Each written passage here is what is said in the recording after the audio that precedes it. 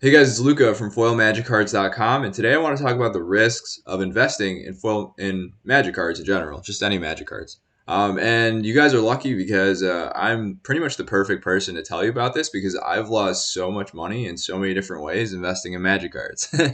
Just because I've been doing it for like 10 years now, and tried all sorts of things and lost money in all sorts of different ways. So let's get into it. First of all, I think let's just talk about like the types of mistakes that people run into. One of them is just like how do you sell your cards in general, right? Like I think a lot of people run into issues like they've got their cards, they want to sell them, then they like go into the local store and they sell them for like 50% value or something, right?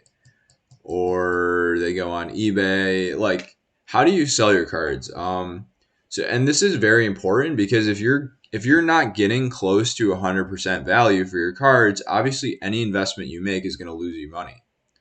Like if that's how you end the trade by trading them into your local store at 50% for store credit or something, like pretty much every investment you make is kind of doomed from the start. So you need to have a good exit strategy. First off, probably honestly the best way is if you know like people locally that you can sell to, because then you're gonna get pretty much 100% value if you make a cash deal with someone you know. Um, the next best thing, honestly, is like Facebook groups. And you may have to kind of make a deal with someone like, "Hey, because I'm selling to you in cash, I'll give it to you cheaper than you'd get it somewhere else, right? So maybe you're not getting 100%, but you're still getting like pretty close. And I'd also say like any kind of Facebook deal, I've made lots of deals on Facebook lately, you're also going to get like that close to the 90, 100%. You're not dealing with fees, if you're selling on TCG Player, eBay. Also, if you can trade with someone in person, face to face, you're removing a lot of risk. Um, Something happens to the shipping, someone rips you off, etc., etc. Um, Although to be honest, I've made thousands of sales and purchases, and I've only gotten ripped off like maybe 3 times. And those were all like TCG. People ripped me off on TCG Player saying like I mailed them the cards and they said that cards never got there because I mailed them without tracking. But then I like messaged TCG. I'm like, hey, this is super fishy. Like, I know I shipped the cards out, and then they noticed that guy was doing it to a bunch of other sellers, and I think I may have even gotten my money back. Um, or I may have gotten paid. I don't know. I don't remember what happened, but they found out that that dude was a scammer. But I think it's really important that when you're getting into this buying and selling of really anything, is just understanding that 99% of people are honest. 99% of people are not trying to rip you off. 99% of people are just like you. Like they just want to either turn their cards into cash or turn their cash into cards and not deal with any BS. And most people are honest. And I think it's good to go into situations just expecting the best of people because that's really what I've found from doing many different trades.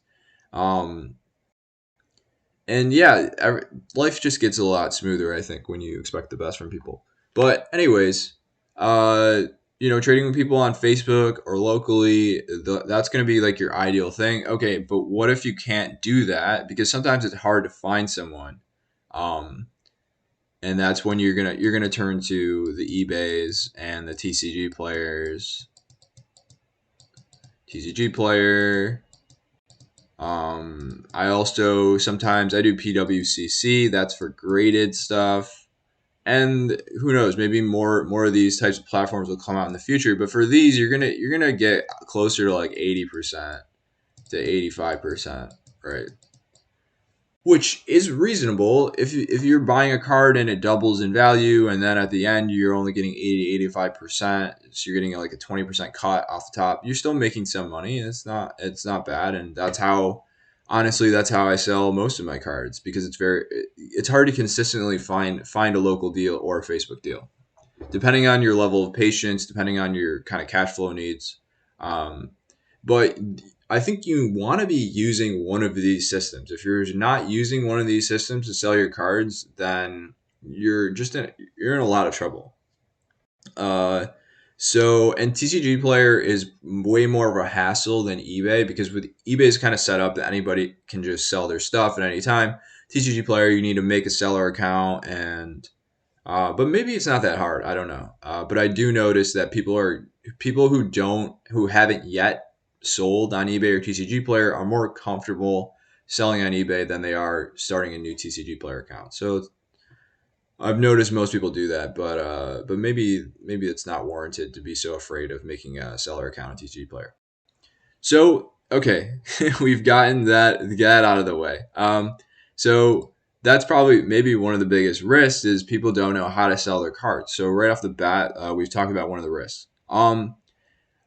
Another risk I want to talk about is market wide factors. Okay, this is one of the ways that I've gotten blown out multiple times.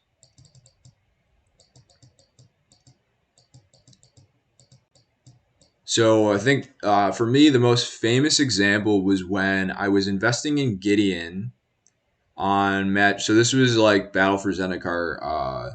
I was investing on Magic Online, and I knew that Gideon was like completely broken. It was one of the best cards in Standard, and for some reason it stopped seeing a lot of play, or like something happened, and basically the price was going down, and I was like, okay, this is perfect. I'm gonna buy Gideon. It's gonna start to see a lot more play in Standard, and I'm going to make a lot of money. And it did start to see more play. And it may not be, this may not be Gideon, it may have been another card, but it was a similar type of like standard staple. And I was betting on it seeing more play in standard, right? So this type of bet was basically like, okay, it's seeing this percentage of play in the metagame, and I'm expecting it to go to like this percentage of play in the metagame, right? Um, and this happened, and I was right, but the price tanked, and it tanked because all of Magic Online tanked. I don't remember why. Maybe Modern was getting hot. Maybe they announced Magic Arena. At some point on Magic Online, they announced Magic Arena, and everything tanked on Magic Online. But basically, the key idea that I want to express here is that if you get focused on the micro, if you get focused on what's happening within a market too much, and you understand the dynamics within the market, but you don't understand the market wide factors, right? So you don't understand what could bring down all Magic Online prices, or what could raise all Magic Online prices. If you're not aware of those market wide factors, you could lose a lot of money. And so I think for the average person watching this video, you're probably not investing on Magic Online. You're probably investing in paper cards. And so I'd say a major risk that you need to think about is like what's happening with Fed policy, right? What's happening to the stock market? I actually have the NASDAQ over here in another window because I'm looking at it. And like, yeah, the NASDAQ since November has gone down 30-40%.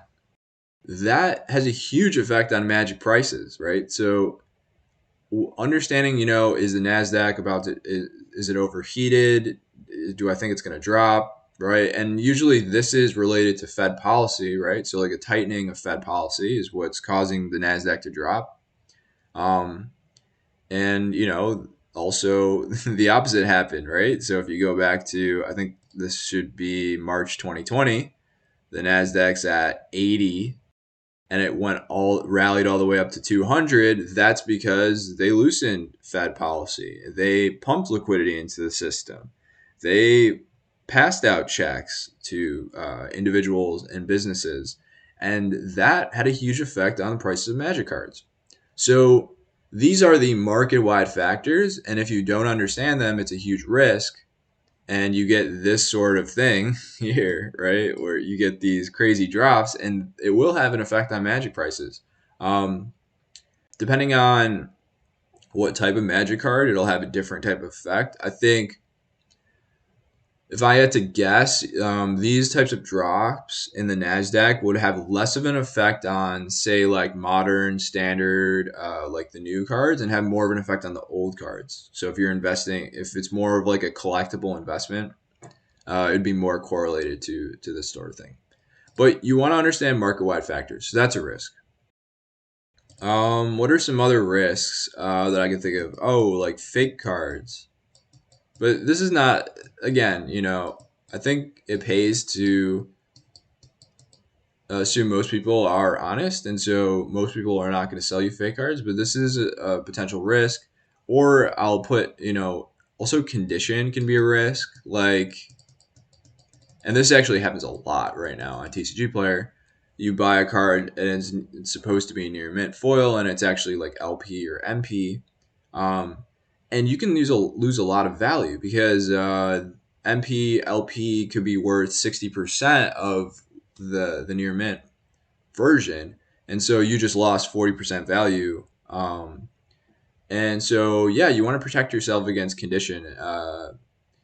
Let's talk about some ways you can protect yourself against fake cards. I guess you can get cards graded, so you can buy graded cards. Um, let me pull up. So these are what graded cards look like. So these are like CGC or BGS, and basically the grading company is going to give you these different scores: centering, surface, corners, edges, and so you have more of a guarantee. I mean, it's not a perfect system, obviously, nothing's perfect, but you have more of a guarantee that you kind of know what you're getting, and it's difficult for people to make mistakes. Selling you an LP foil on TCG Player when you really wanted a near mint. Um, okay, so that's one way you can avoid fake cards or also condition issues.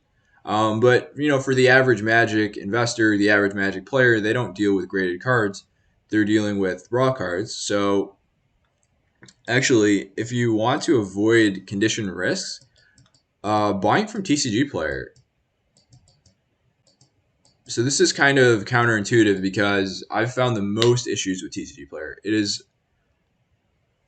like probably 30%, 30 to 40% of the near mint foils that I buy on TCG Player are not the correct condition, right? So when you're buying foils, it kind of sucks. But on the other hand, you are completely protected as a buyer. So if you buy the card, it's not the right condition, then you can just get a full refund, ship it back. It's a huge hassle. It's annoying, but at least you are protected. You are not as protected on eBay. So I would be very careful on eBay when you're buying cards, because it's very possible you can get the cards that are not the right condition. Certain sellers don't have good return policies, so be more careful. What I do when I buy on eBay is I just assume it's going to be LP basically, right? If they say it's near mint, I just assume it's LP and I just go from there really, because you don't have as many guarantees. Also with eBay, you're getting pictures of the card. So when you're getting pictures, the seller kind of assumes like, hey, you're getting like what's in the picture. So you don't get to complain, but it's still very hard to tell the condition of a card from a picture. Like you really need to look at a card in person to understand its condition. Okay, so these are some risks. I'm going to talk about one more risk because I don't want this video to go on forever. But it's hard to sell large quantities. Okay.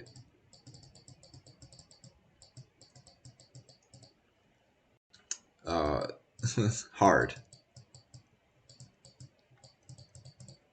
So this video and this YouTube channel are themed to be about MTG investing. So for the new MTG investor, I think because I used to be a new MTG investor, and what I was like, hey, I'm just gonna buy 100 copies of this card. Like, cool. I'm gonna buy 100 copies. It's gonna double, and then I'm just gonna sell them at the new price. But it's actually super hard to sell 100 copies of a card, especially if it's on Magic Online. It's more reasonable to sell 100 copies of a card in paper, but still, like, you're dealing with, the technical term is like the markets are not deep. They're like shallow markets, which means if you needed to sell 100 copies, first of all, you can't sell it right away. And second of all, you sell the first 10 copies, okay, the price goes down. You sell the next 10 copies, the price goes down. You sell the next 10 copies, right? So you're pushing down the price. You're pushing down your own price. So as you sell more and more copies, you're basically getting less and less profit. And so I'd say that's like a huge pitfall that you want to avoid, is try not to buy large quantities of the same card unless you kind of have a good plan of how you're going to get rid of it. Or if you're just going to hold on to it for a super long time and you don't really care about selling it. But in general, that's a pitfall, that's a danger, that's a risk that you can run into. It can be very difficult to sell large quantities of the same exact card. So that's it for this video. I'm Luca from foilmagiccards.com. I hope this video was helpful and I hope to see you guys in the next video.